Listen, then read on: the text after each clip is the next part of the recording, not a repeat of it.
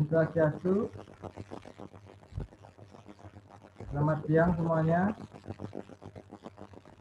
Mbak. Ya, Mbak. Yang Mbak. Yang Mbak. Ya, jadi sebelum kita mulai pelajaran hari ini, kita harus berdoa dulu ya. Jadi nanti dipimpin oleh Made ya, siap mungkin ya doanya ya dari mantra. Silakan Made. Om Swastiastu. Sebelum memulai pelajaran, mari kita berdoa. Dimulai dengan asana. Om Prakadusti Sarira Siwasti Nirmalaya Namaso. Pranayama.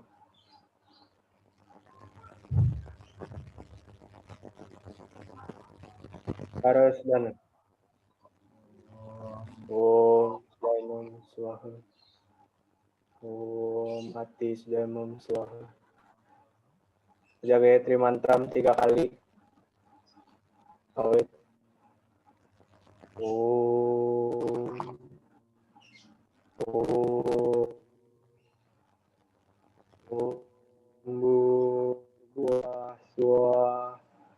Tatsawiturvarenyam Bargo Dewasya Dimahi Dio Yona Prachodaya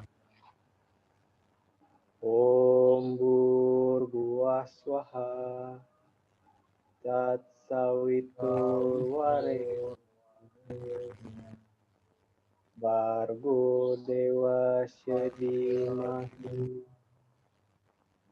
Dio Yona Prachodaya Om Bhurguvaswaha Tatsawiturvarenyam Bargo Dewasya Dimahi Dio Yona Prachodaya.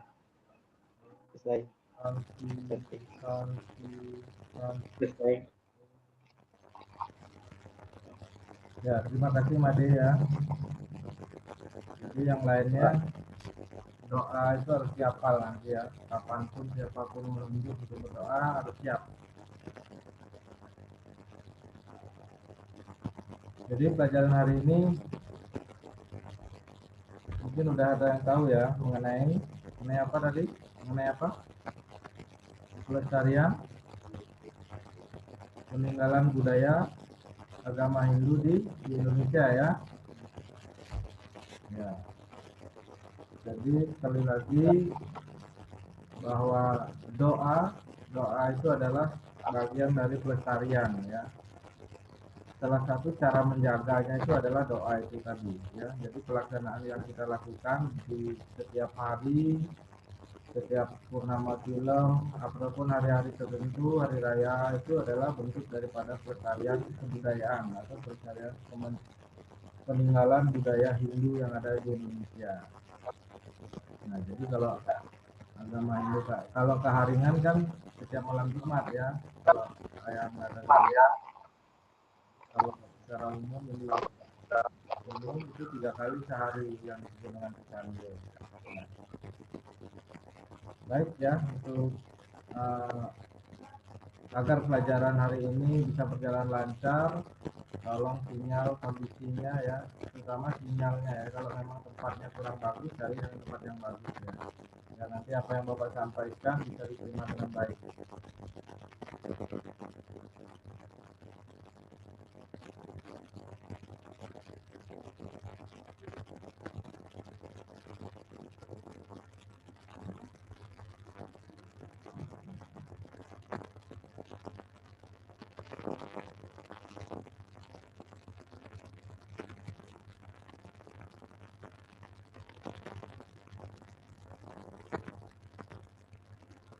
Om Swastiastu, sampai selamat menguasai, salam hidup karena melempar. Ya, seperti apa yang Bapak sampaikan, ya, materi hari ini adalah mengenai pelestarian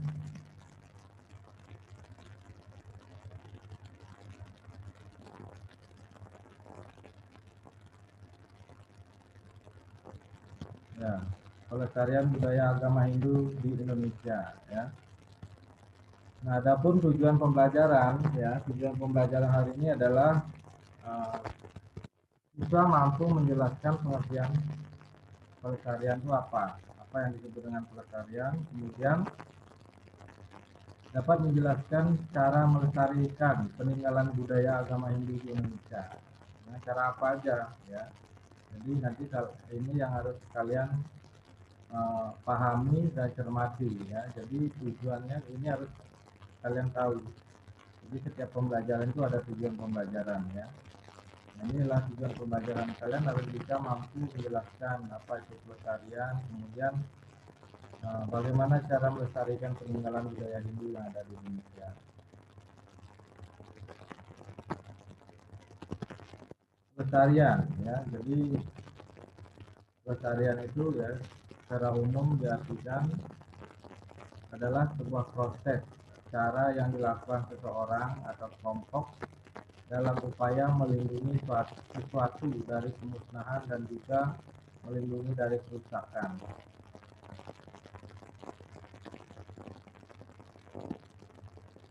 Nah, jadi cara melestarikan itu ada 3, ya. Di sini dijelaskan ada 3, ya. Yang pertama itu merawat dan menjaga.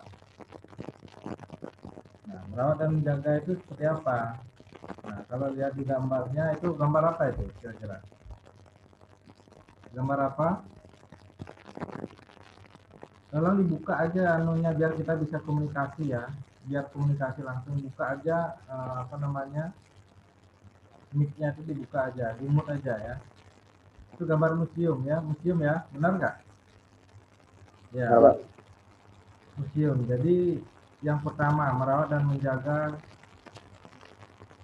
menjaga pelestarian, merawat dan menjaga kebudayaan yang ada di Hindu yang ada di Indonesia itu. Dengan cara apa? Dengan cara satu itu membangun museum-museum untuk menyimpan benda-benda warisan sejarah.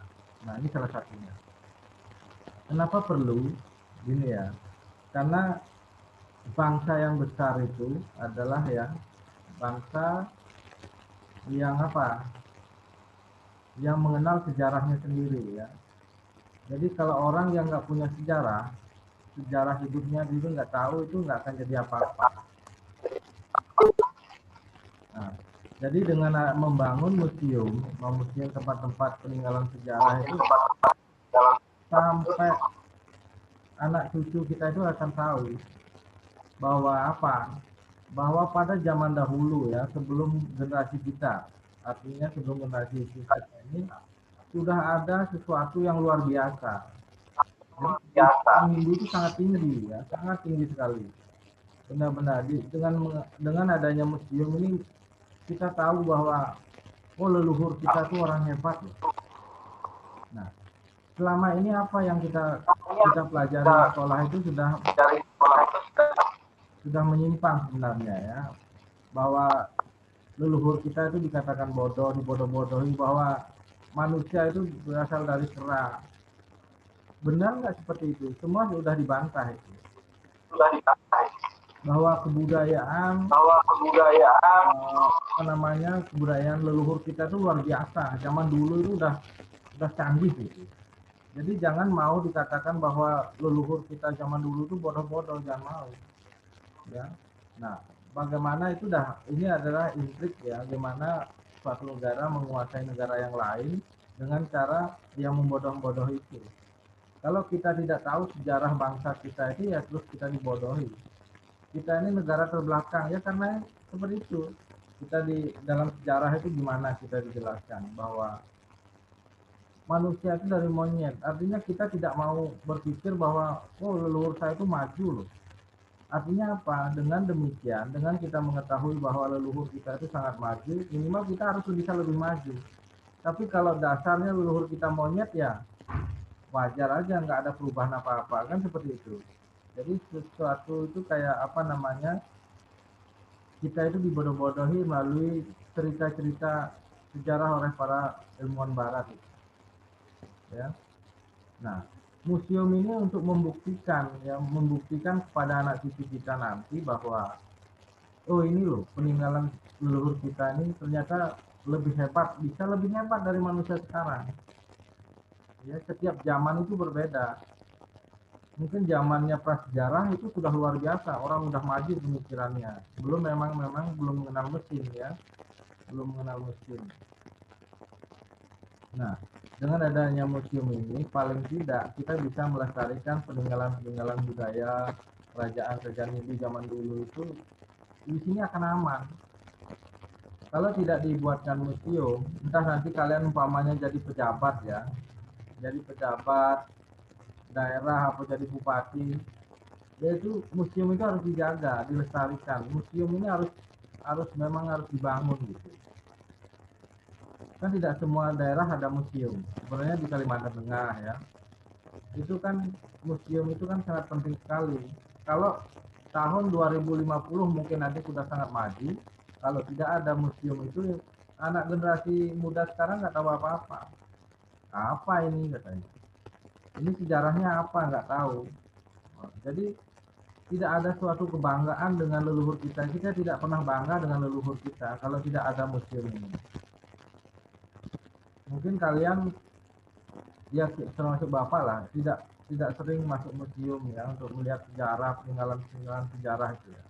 Itu sangat apa namanya, mungkin nanti ada sesuatu yang kita dapat kalau kita sering mengunjungi museum ya. Kenapa orang dulu sudah maju kok kita sekarang ini kok malah mundur gitu. Paling tidak ada seperti itu dalam pikiran kita. Jadi untuk memotivasi kita harus lebih maju gitu. Kita harus lebih maju, jangan kita malah mundur dari generasi yang sudah. Kita harus lebih hebat dari generasi yang sudah.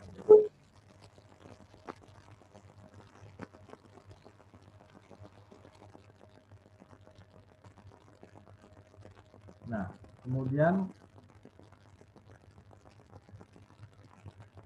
yang kedua, menjadikan cagar budaya sesuai dengan fungsi dan pemanfaatannya.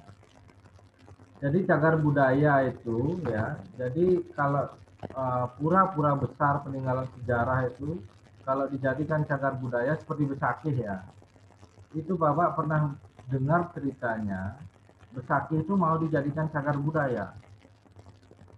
Ada plus ada minusnya, ternyata ada plus ada minusnya. Mungkin banyaknya minusnya, dirugikan, negatifnya banyak, negatifnya malah. Kalau Candi Prambanan ya, mungkin karena di lingkungannya sudah minoritas ya, Prambanan ini sudah minoritas lah, Hindu itu hanya 1-2 mungkin dari jauh lah. Jadi tidak ada lagi orang sembahyang tiap hari, itu mungkin sedikit orang gitu. Makanya pemerintah mengambil alih dijadikan cagar budaya. Itu apapun kebutuhan di candi ini, Prambanan ini, semuanya dana itu dari pemerintah gitu. Perawatannya. Cuman selanjutnya dikelola oleh pemerintah juga. Orang masuk bayar ya pemerintah yang punya uangnya. Nah, bagaimana dengan Besakih? Dulu ceritanya gitu juga. Seandainya Besakih itu dijadikan cagar budaya, ya, dijadikan cagar budaya, kemungkinan Hindu itu nggak punya Besakih. Orang-orang Hindu itu susah sendiri. Mau sembahyang di pura itu jadi susah. Mungkin ada muatan politiknya, tidak tahu juga ya. Mungkin ada muatan politiknya, seandainya jadikan cagar budaya, otomatis masyarakat lokal itu tidak sembarangan bisa masuk. Tidak, bagaimana kita mau melestarikan menjaga pura Besakih kalau dilindungi oleh aturan pemerintah, karena itu dianggap sebagai cagar budaya. Untunglah waktu itu pemerintah daerah Bali tidak mengizinkan untuk menjadikan pura Besakih itu sebagai pura cagar, menjadi cagar budaya gitu. Akhirnya apa? Yang mengelola itu yang masyarakat Bali sendiri. Mau setiap hari kah sembahyang bisa, mau setiap odalan ada, terus dilaksanakan artinya. Odalan, purnama film itu terus ada orang sana. Jadi kalau dijadikan cagar budaya dibatasi oleh pemerintah, itu dibatasi. Nah, kalau sudah dibatasi, umat Hindu di Bali udah nggak tahu seperti apa, mungkin lain sekarang mungkin. Nah, jadi sangat syukur sekali kita sebagai umat Hindu pura di Bali, Pura Besakih itu pura terbesar di Indonesia, ya. Pura terbesar di Indonesia dan sejarahnya panjang sekali. Paling sakral, pura yang paling sakral itu ya di Bali, di Besakih, sejarahnya ya, panjang sekali ya. Nah, untunglah dengan tidak dijadikan cagar budaya, ya.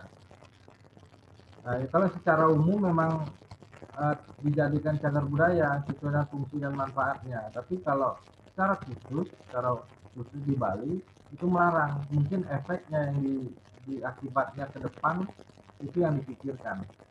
Jadi kalau cagar budaya Besakih dijadikan cagar budaya, kita mau aturan kita bayar. Nah, orang yang melakukan umpamanya upacara tertentu keluarga dia bayar masuknya kan aneh. Nah, jadi seperti itu ya. Jadi kalau pemerintah yang mengelola, kita itu yang punya itu minta izin kan aneh gitu. Jadi syukurlah sampai saat ini Pura Besakih masih dikelola oleh pemerintah daerah. Jadi Pulau Bali yang mempunyai Besakih itu yang mengelolanya. Jadi Bali secara yang bersama-sama merawat Pura Besakih. Jadi Prambanan peninggalan Hindu terbesar di Jawa ini ya itu sudah masuk cagar budaya yang mengatur pemerintah daerah. Orang apa namanya, kita tidak bisa setiap hari melakukan ritual di sana, tidak bisa, harus izin dulu, harus izin kita. Nah itu dampak negatifnya kalau dijadikan cagar budaya. Memang salah satu pelestarian itu ya dengan cara ini ya, menjadikan sebagai cagar budaya. Karena apa? Dikelola oleh pemerintah pusat itu kan dananya besar ya. Jadi kalau kita lihat di gambar ini reruntuhannya itu luar biasa. Jadi tidak tersusun rapi. Pada awalnya itu banyak tergugur itunya. Apa namanya bagian-bagian dari candi ini. Mungkin kalau dikelola sendiri secara pribadi, secara daerah lah, khususnya orang Hindu di Jawa mungkin tidak mampu. Karena butuh berpuluh-puluh tahun untuk menyusun kembali batu-batu yang tumbang itu. Batu-batu yang jatuh dulu mungkin akibat macam-macam lah, ada yang dirusak, ada yang memang karena gempa bumi, entah batunya hilang dibawa kemana gitu. Batunya itu banyak hilang dibawa kemana nggak tahu dah. Sudah jauh, mungkin tempatnya juga jauh. Nah jadi itu namanya cagar budaya itu ada plus ada minusnya. Mungkin kalau Prambanan mungkin karena lingkungannya minoritas di sana Hindunya, yaitu karena kita tidak bisa memberikan pendapat gitu. Tapi kalau di Bali karena kita mayoritas dan itu memang wajib kita pelihara oleh yang punya gitu. Kalau orang lain yang memelihara mungkin ya dipelihara kebersihannya aja, tidak diberikan ritual gitu. Benar nggak kira-kira? Gimana pendapat kalian?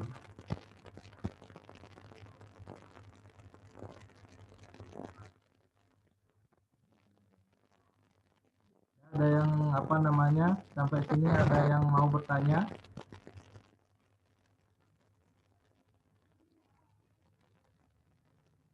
Ya Pak, lanjutkan ya. Tidak ada, Pak. Menjaga daerah-daerah cagar budaya.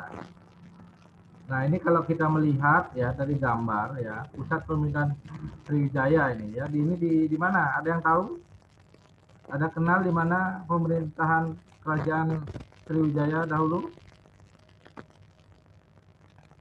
Ayo jawab.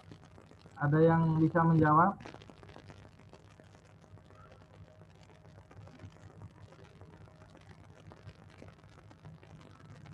Wayan nggak tahu di mana kerajaan Sriwijaya?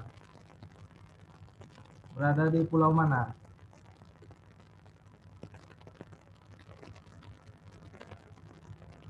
Ya, jadi kerajaan Sriwijaya itu ada di daerah Sumatera, yaitu tepatnya di Palembang. Ya. Jadi kekuasaan Sriwijaya ini sampai apa namanya, sampai Thailand sana ya, Malaysia, Thailand. Jadi sangat hebat sekali kerajaan Sriwijaya waktu itu ya. Jadi Nusantara itu benar-benar dikuasai. Jadi sangat luas sekali kekuasaannya. Besar ini apa namanya, kerajaan yang sangat besar sebelum Majapahit ya, Wijaya ini. Sangat hebat sekali ini. Nah, jadi merawat dan menjaga daerah-daerah cagar budaya.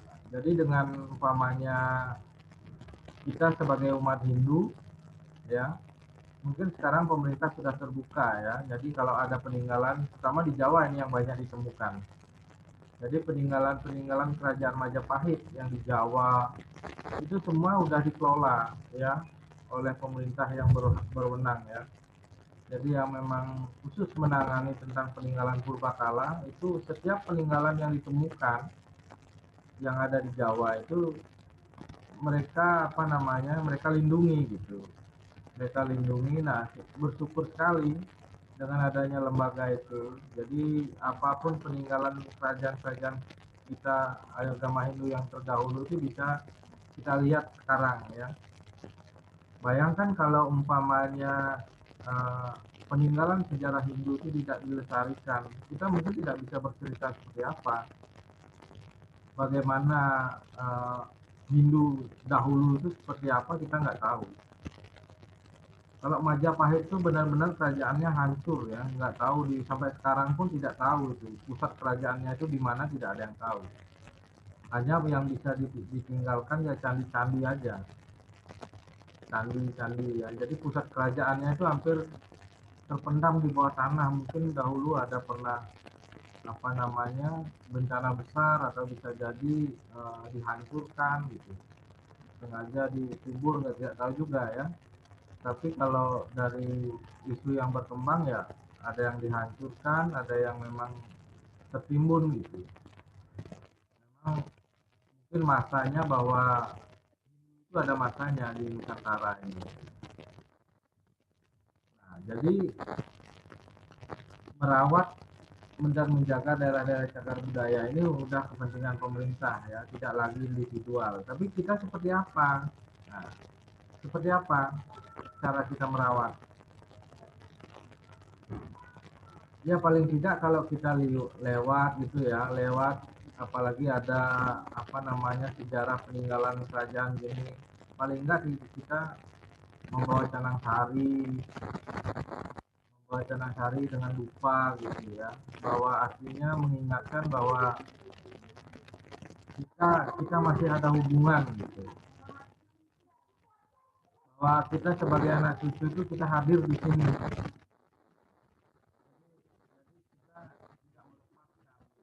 Bahwa leluhur kita dengan kita itu masih ada kaitan, jadi tidak kita lepaskan begitu saja. Nah, jadi paling tidak ya kalau kita lewat, kita bawa dupa, kita sembahyang, itu dalam bentuk, salah satu bentuk pelestarian ya. Kalau seperti umpamanya yang ada di Kalimantan Tengah ya, adanya balai, adanya sandung, perlu nggak dilestarikan itu kira-kira? Peninggalan sejarah leluhur kita perlu dilestarikan apa enggak? Jadi mana jadi? Perlu, Pak. Dengan cara apa melestarikannya jadi, kalau sandung, balai gitu? Dengan cara dirawat dan dikelola, Pak, Ya, oleh kita itu ya salah bersama satunya masyarakat Hindu. ya, dengan cara bermasalah ya, Dirawat dan dikelola oleh setiap hari Jumat ya. iya, Pak. Jadi Secara bersama gitu. Enggak kita tinggalkan, tidak pernah melakukan persembahyangan, ya lama-lama jadi bangunan tua dan roboh, pastinya hancur. Itu pun tidak ada energi positifnya. Iya, kenapa candi-candi ini mempunyai, kenapa sampai sekarang ada gitu? Nah, karena dia mempunyai kekuatan gitu. Karena dahulunya mungkin banyak sekali pemuja-pemujanya di sana, banyak sekali doanya, biarpun sudah ratusan, 500-an tahun masih tetap utuh gitu, bisa berdiri. Nah, itu ada kekuatan-kekuatan doa itu ada di sana. Begitu juga kita sekarang ini ya, bagaimana Hindu Karingan itu, bagaimana Keharingan itu bisa eksis ke depannya, bisa tetap ada selamanya, ya kita harus sembahyang. Kita harus sembahyang di balai, melakukan ritual seperti biasa. Itu cara merawat kita, cara menjaga. Ya, kalau orang sudah nggak ada yang masuk ke balai, lama-lama ya jadi bangunan tua, akhirnya ya hilang sejarahnya. Jadi anak cucu kita itu nggak tahu ini bekas apa, ini balai, sejarah aja. Kita kan nggak mau seperti itu. Wah, tinggal sejarah. Sakit hati kita ya. Jadi sakit hati kalau kita mendengar anak cucu kita itu umpamanya, ini bekas bangunan nenek moyang dulu. Apalagi bangga dia, waduh, bangga ini katanya bangunan leluhur zaman dulu, zaman kuno, lah ajarannya udah kuno. Justru Hindu itulah yang ajarannya sampai sekarang itu ada gitu. Karena apa? Karena ajarannya universal, berlaku di mana saja untuk siapa aja. Hindu itu udah umurnya ribuan tahun, tapi masih ada sekarang. Itu hebatnya Hindu.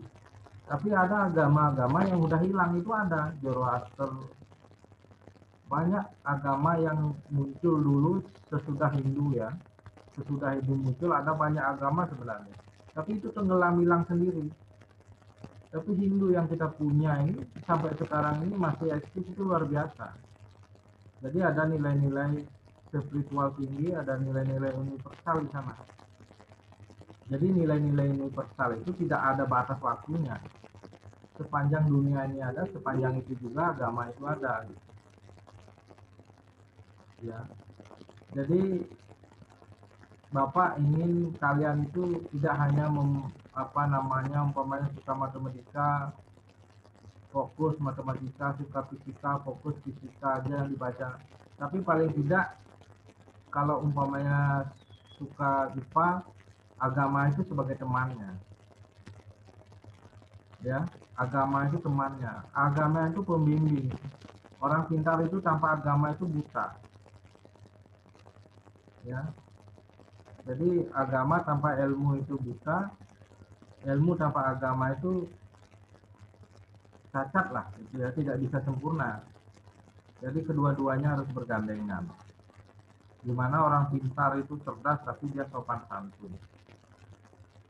Dimana orang beragama itu tapi dia cerdas. Gitu. Cara beragama itu harus cerdas, memang harus cerdas orang beragama itu. Nggak boleh kita agama salah-salah, itu nggak bisa. Orang beragama itu harus cerdas. Ya. Dia tahu bagaimana mengimplementasikan ajaran agama itu dengan benar, tahu ya. Bukan hidup untuk agama, tapi agama itu untuk kehidupan kita. Kita hidup itu bukan untuk agama, tapi agama itulah untuk kehidupan kita. Agama itu sebuah ilmu yang menuntun kita mengarungi kehidupan kita. Jadi kalau kita mengartikannya dengan benar, benar juga kehidupan kita. Kalau kita salah mengartikan agama itu, ya salah juga kehidupan kita. Temannya ya harus bergandengan. Orang pintar itu temannya harus ilmu agama. Jadi itu sebagai pengerem lah ya. Kalau ada banyak orang pintar sombong, agama itu sebagai pengeremnya. Bagaimana orang pintar itu tidak sombong. Next. Yang keempat, menjaga agar peninggalan budaya. Yang D ya, menjaga agar peninggalan budaya Hindu tidak rusak dan dirusak. Nah ini dia, agar tidak rusak dan dirusak. Bayangkan kalau umpamanya ada sebuah pura, kita tinggalkan, tidak bisa kita jaga, tidak kita pernah sembahyang ya. Kalau dia tidak rusak sendiri ya dirusak orang. Itu banyak kejadiannya, banyak sekali. Kenapa? Karena yang punya aja nggak peduli. Kalau yang punya aja nggak peduli, gimana orang lain, kan gitu ya. Umpamanya sepeda motor kalian tinggal di jalan, hujanan, panas hujan, setahun aja kalian tinggal nggak kalian rawat di jalan, hancur sepeda motornya. Gitu juga pura. Kalau nggak pernah kita ke sana dibersihkan, tidak pernah sembahyang, ya jadi bangunan tua, akhirnya keropos, hancur. Hancurnya pura ya hancur juga kehidupan kita. Jadi simbol adanya tempat suci itu simbol manusianya. Simbol manusia itu masih mengenal Tuhan enggak? Ya. Jadi sampai sini ada yang mau ditanyakan? Ada yang mau ditanyakan terkait dengan materi yang Bapak sampaikan?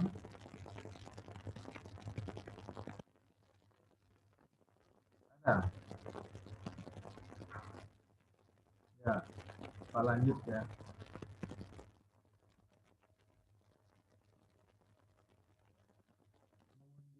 Tempat-tempat pelestarian, maksudnya peninggalan ya, mengunjungi tempat-tempat peninggalan budaya Hindu. Nah ini sekali lagi Bapak sampaikan, kalau peninggalan sejarah agama itu tidak kita kunjungi, itu rohnya hilang lah ibaratnya ya. Jadi benda mati. Sama dengan halnya rumah ya. Kalau rumah semewah apapun, kalau kita tinggalkan nunggu tahun aja dia hancur. Tidak sampai 10 tahun itu hancur. Tapi biarpun rumah reot ya, rumah gubuk bambu, rumah kayu, kalau kita tempati, kalau kita jaga, bisa 50 tahun itu bisa tetap terjaga. Pernah nggak kalian lihat seperti itu? Melihat rumah yang bagus ditinggalkan, apa yang terjadi kira-kira? Ada yang tahu? Bagaimana pendapat kalian? Coba. Jadi tua, Pak. Bagaimana umpamanya kalau di sini kan mengunjungi tempat-tempat peninggalan. Ya, bagaimana kalau tempat ini kita tidak pernah rawat, itu apa yang terjadi kira-kira? Kalau dibandingkan mungkin pernah melihat rumah di kampung lalu di mana ditinggalkan, apa yang terjadi kira-kira? Akan rusak dan roboh, Pak. Ya, rusak dan roboh. Itu pasti itu ya. Nah, kan sering kita melihat, mungkin dari pengalaman kalau Bapak melihat ya, orang tinggal di gubuk ya, di gubuk lah, gubuk kayu. 10 tahun itu bisa tahan, biarpun hanya kayu gitu. Karena apa? Karena dirawat gitu. Dilestarikan, dirawat, disapu, dibersihkan setiap hari. Itu ada hidup, rumah itu hidup gitu. Ya, hidup di sana rumah itu. Dia rumah itu kayak hidup, ya, merasa diperhatikan gitu. Begitu juga bangunan-bangunan ini. Kalau kita perhatikan, kita rawat, kita jaga. Nah, coba kalian lihat itu. Semuanya indah ya, indah di sampingnya itu ya. Semuanya indah karena dirawat oleh pemerintah daerah. Indah ya, dia mempunyai daya tarik tersendiri. Nah, dengan demikian ya, paling enggak kalau kita sering mengunjungi tempat-tempat itu, kita meningkatkan spiritualitas kita lah ya. Bagaimana kita mendekatkan diri dengan Tuhan ya, dengan cara ini juga kita bisa mengunjungi tempat-tempat suci. Itu kan seperti tirtayatra ya, tirtayatra, perjalanan suci namanya, mengunjungi tempat-tempat suci. Itu sangat penting dalam konsep Hindu ya, tirtayatra itu sangat penting dalam konsep Hindu. Jadi di samping menambah atau untuk meningkatkan spiritualitas kita ya, sebagai pengetahuan pengendalian diri bisa ya. Jadi pengalaman-pengalaman itu yang kita dapat nanti melalui mengunjungi tempat-tempat suci, itulah yang kita gunakan sebagai tuntunan hidup kita, bahwa hidup itu seperti apa gitu. Kita hidup itu seperti apa ya.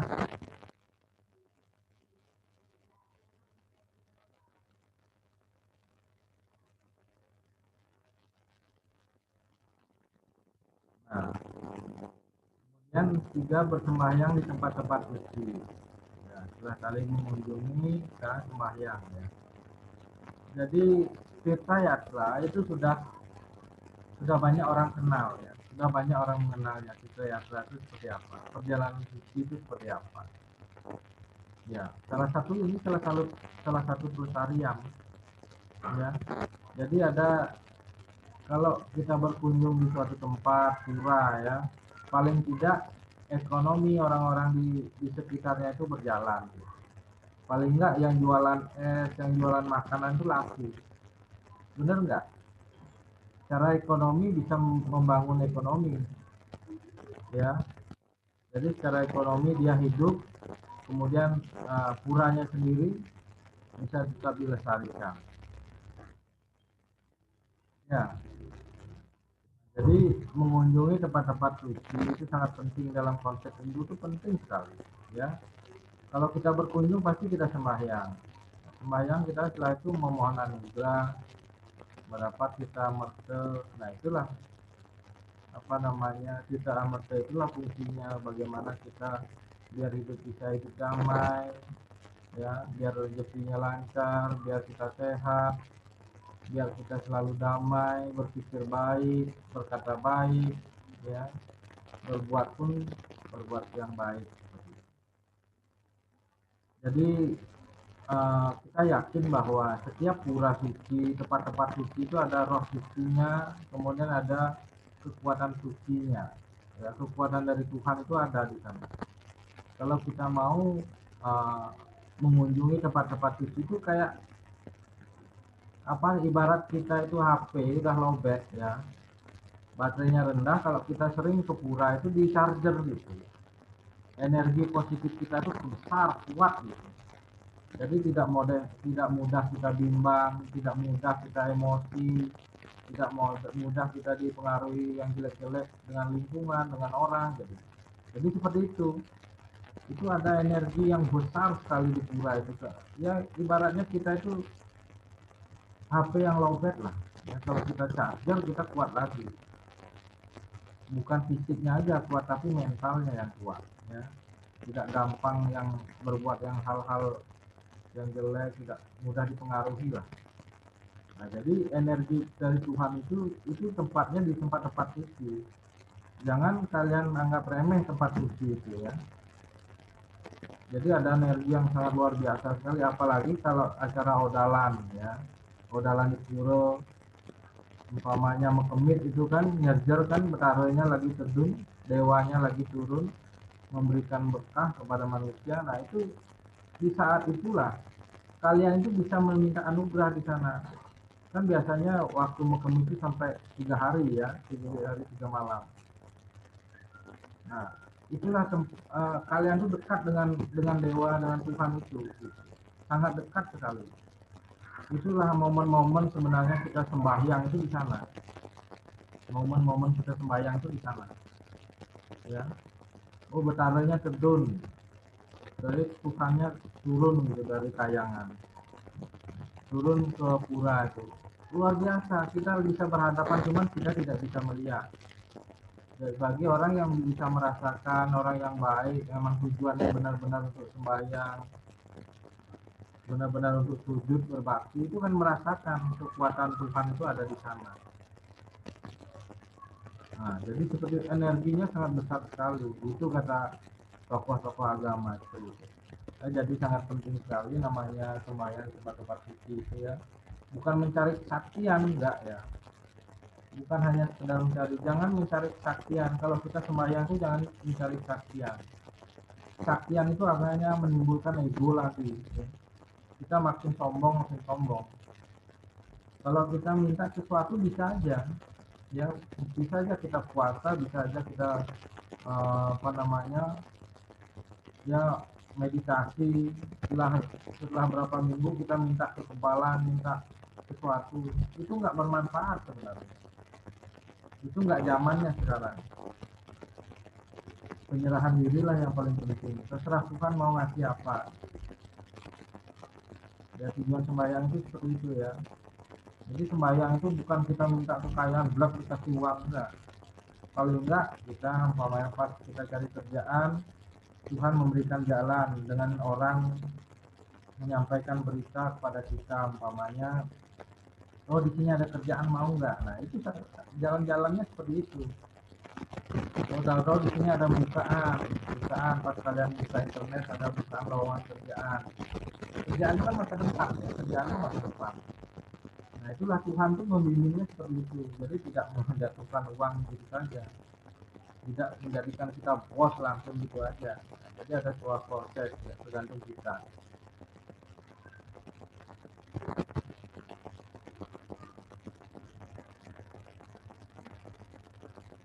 Nah, jadi sekali lagi sangat penting sekali apa namanya berkunjung, itu tirtayatra lah namanya, tirtayatra ya bagi umat Hindu, bahkan sampai ke India gitu, tempat-tempat suci zaman-zaman udah ribuan tahun ya, ribuan tahun umurnya itu luar biasa, sampai sekarang masih ada. Jadi kalau orang di Muslim mungkin ke Mekah gitu ya, kalau kita ke India itu mungkin kalian nanti semua salah satu ini, karena sekarang itu zamannya gampang, kemana-mana itu gampang, yang penting ada uangnya, ya enggak? Ya, kalau kalian sudah punya kerjaan, mau di akhir sesuai dengan jenjang kehidupan agama Hindu itu kan, Brahmacari, Grasta, Wanaprastha, Bhikkhuka. Setelah nanti umpamanya anak kalian punya anak sudah selesai kuliah, ya harus ke sana, sudah memikirkan tentang Tuhan. Jadi ada tahapannya nanti ya. Nah, jadi seperti itu. Baik, dari apa yang Bapak sampaikan, ada yang ditanyakan? Ada yang ditanyakan ya, berkita tentang apa aja, sepanjang Bapak bisa menjawab ya. Silakan.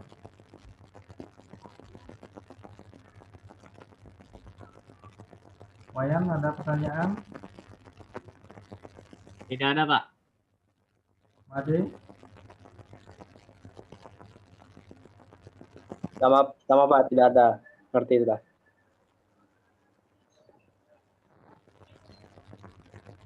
Coba sekali lagi Bapak sampaikan, apa aja cara-cara, 3 cara ya untuk melestarikan peninggalan kebudayaan Hindu. Ada yang tahu?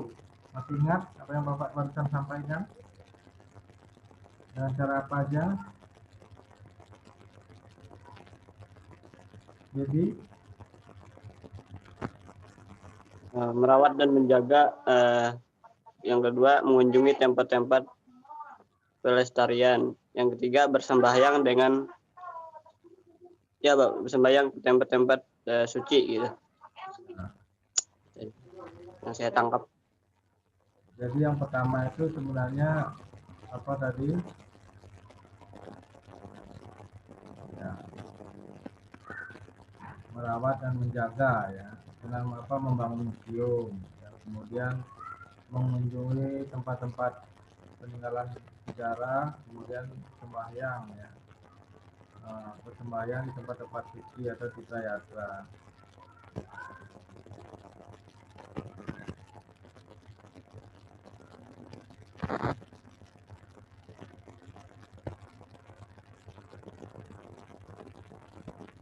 Nah, jadi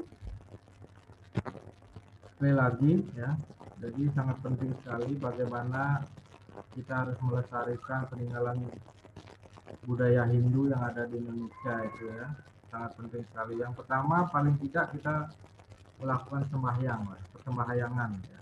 Ketika kita berkunjung ke tempat suci, itu adalah salah satu cara bagaimana kita melestarikan. Dengan seringnya kita bersembahyang, otomatis tempat itu akan selalu terjaga gitu. Jangan sampai kita tinggalkan ya.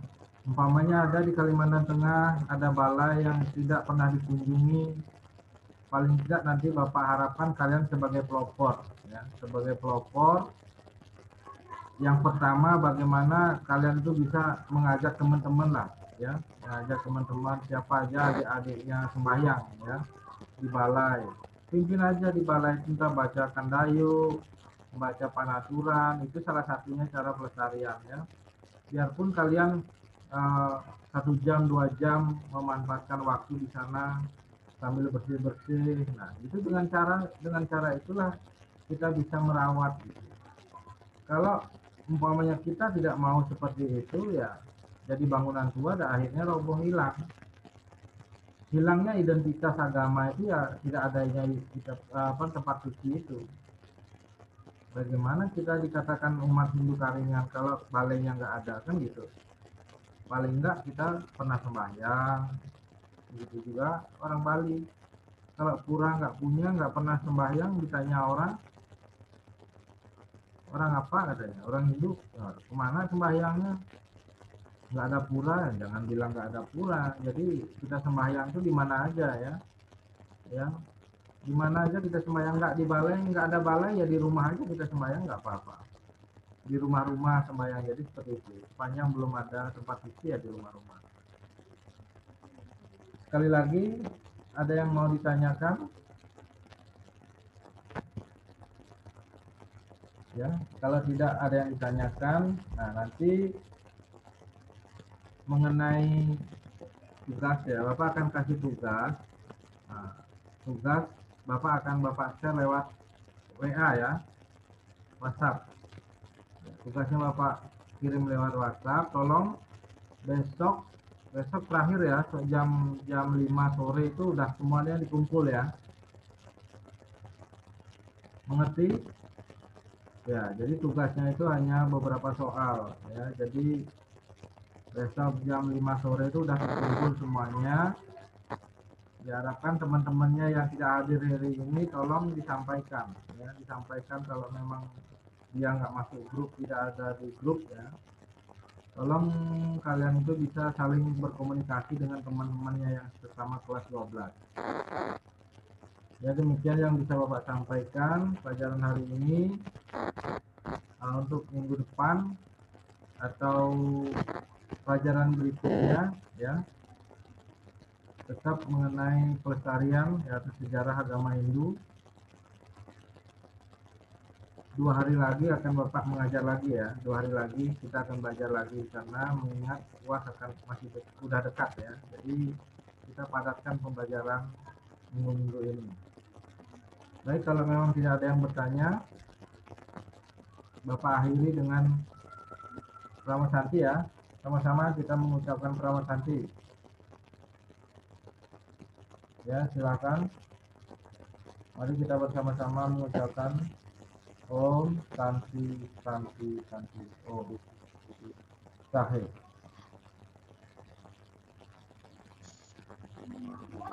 Ya, jadi soalnya menyusul ya. Nanti soalnya menyusul. Pokoknya seperti apa yang Bapak sampaikan besok ya.